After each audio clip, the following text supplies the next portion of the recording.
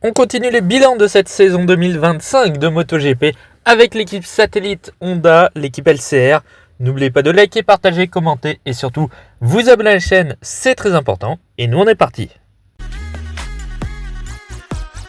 L'équipe LCR a disposé d'une bien meilleure machine cette saison par rapport à la Honda de 2024, ce qui a fait que la saison de l'équipe monégasque a été meilleure, avec notamment la victoire de Johann Zarco, le double podium également avec la Grande-Bretagne, une première partie de saison réussite et puis une deuxième partie de saison un petit peu plus compliquée, mais finalement ça suit un peu la trajectoire de Johann Zarco, puisque de l'autre côté du garage, il n'y a absolument personne, puisque Somkhat Chantra, il a inscrit quelques points, mais rien d'exceptionnel, donc au final l'équipe LCR s'est raccrochée uniquement à ce que faisait Johann Zarco.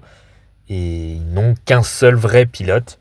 Ils n'ont eu qu'un seul vrai pilote cette saison. L'année prochaine, ça va changer avec l'arrivée du champion du monde Moto 2, Diogo Moreira. En attendant, cette saison 2025 aura été bonne sur le début et un petit peu plus compliquée sur la suite. On rejoint donc un petit peu ce que je viens de dire juste à l'instant sur l'équipe LCR. Pour Johann Zarco, ça a été une année en demi-teinte. Alors, il termine meilleur pilote Honda au championnat, où il termine 12e au classement général. C'est bien meilleur que la saison passée, où il était déjà meilleur pilote Honda, mais avec une machine beaucoup moins compétitive. Il a forcément fait beaucoup moins de résultats. Il n'avait fait qu'un seul top 10 l'an dernier. Et bien cette année, il a remporté évidemment le Grand Prix de France. Comment passer à côté de cela quand on fait le bilan de cette saison 2025 pour Johann Zarco? Cette victoire au Grand Prix de France, certes, elle n'a pas été remportée à la régulière, parce qu'il y a eu des faits de course qui ont fait que Johann Zarco a eu une bonne stratégie, resté sur les pneus pluie, il s'est remis à pleuvoir, et donc il a pu remporter facilement entre guillemets, le Grand Prix de France. Mais fallait-il encore garder un bon rythme sur la fin de course face à Marc Marquez? Il était littéralement le pilote le plus rapide, y compris devant Marc Marquez, donc une victoire qui était au final totalement mérité, même s'il y a eu quelques faits de course. Et puis il a confirmé dès le week-end suivant avec le Grand Prix de Grande-Bretagne, avec une deuxième position sur le sec à la régulière, comme quoi il avait encore de beaux restes, même avec une Honda un petit peu compliquée à piloter, en tout cas plus difficile que la Ducati qu'il avait il y a quelques années de cela. Et puis soudainement, à partir du Grand Prix d'Aragon, ça a été plus compliqué pour Johann Zarco. En plus, plus tard dans la saison, je crois aux alentours du Grand Prix de Hongrie, les pilotes officiels ont bénéficié d'évolutions sur la Honda, alors qu'ils étaient derrière Johann Zarco au championnat des pilotes. Donc il aurait été logique, en quelque sorte, de favoriser, ou en tout cas de donner également les pièces nouvelles à Johann Zarco. Au final, ça ne s'est pas passé comme ça. L'équipe officielle, en tout cas les dirigeants de l'équipe officielle, ont privilégié leur équipe plutôt que l'équipe satellite de Lucio Cecchinello.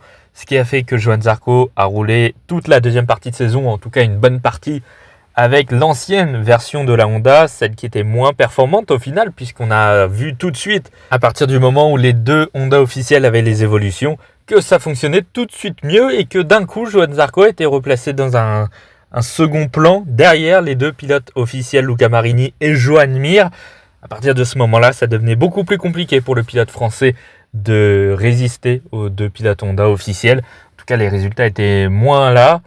Il y avait très peu de top 10 également, malheureusement. Tout s'est un petit peu écroulé. En plus, je pense que mentalement, Johann Zarco en a pris un coup aussi de voir que finalement Honda ne le considérait pas à sa juste valeur. Lui, il voulait aussi un contrat en tant que pilote officiel pour 2026. Ce ne sera pas le cas. Il sera pilote dans l'équipe satellite, ce qui ne le dérange pas plus que ça non plus, parce qu'il s'entend bien avec Lucio Cecchinello. Mais voilà, il n'aura pas totalement la considération comme un pilote officiel, même s'il arrive à faire les meilleures performances des 4 pilotes Honda. Donc en deuxième partie de saison, il a fait ce qu'il a pu avec ce qu'il avait entre les mains. Et puis je crois qu'un petit peu plus tard dans la saison, on lui a donné enfin les bonnes pièces, ou en tout cas les nouvelles pièces. Mais à ce moment-là, il a dû se réadapter. Ça n'a pas été facile non plus du côté de Johann Zarco, sans que ce soit totalement tout de la faute de l'équipe. Mais voilà, disons que à la mi-saison, Honda aurait pu quand même lui donner les pièces, parce que c'était le meilleur pilote Honda, le pilote probablement le plus capable de faire fonctionner cette Honda avec les nouvelles évolutions. Au final, ils ne lui ont pas fait confiance, tout simplement. En tout cas, pas tout de suite. C'est dommage. Mais bon, malgré ça, il reste meilleur pilote Honda. Alors ça s'est joué jusqu'à la fin, jusqu'à Valence face à Luca Marini. Mais au final, il a résisté, il a fini meilleur pilote Honda.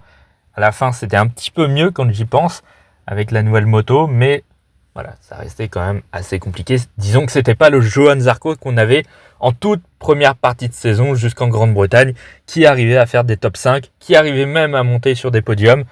C'était pas le même visage de Johann Zarco en deuxième partie de saison, que ce soit avec l'ancienne ou la nouvelle moto qu'il a eue en deuxième partie de saison. En tout cas pour Johann Zarco, on va dire que globalement la saison est réussite, notamment avec cette victoire au Grand Prix de France qui évidemment est juste exceptionnelle. Mais voilà, meilleur pilote Honda, c'est toujours un soulagement pour le pilote français, et en espérant qu'il soit un peu plus considéré par Honda l'an prochain. Mais j'ai beaucoup de mal à y croire, surtout avec l'arrivée de Diogo Moreira, qui pourrait être malheureusement une vraie menace pour Johann Zarco chez Honda.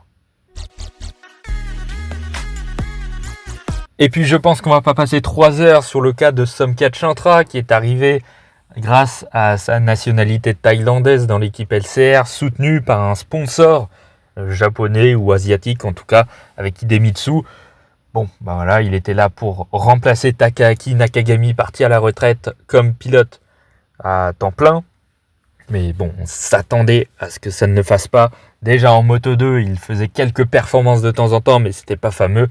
Bon, évidemment qu'en MotoGP, il s'est retrouvé dernier. En plus, il n'avait pas les évolutions de la Honda. Il roulait avec une vieille Honda, donc il n'y avait rien à faire. Pour Somkhat Chantra cette année, il était à des années-lumière de tous les autres pilotes Honda, de tous les autres pilotes, tous constructeurs confondus.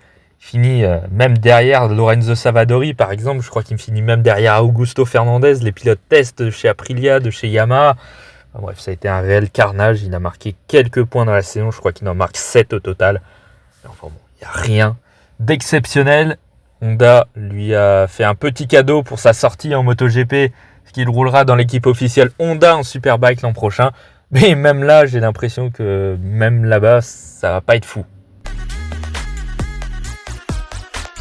Voilà, en tout cas, c'est la fin de cette vidéo. Merci d'avoir écouté jusque-là. N'oubliez pas de liker, partager, commenter et surtout vous abonner à la chaîne, c'est très important. Et nous, on se retrouve dès demain pour l'avant-dernier bilan de la saison avec l'équipe officielle Yamaha. À demain.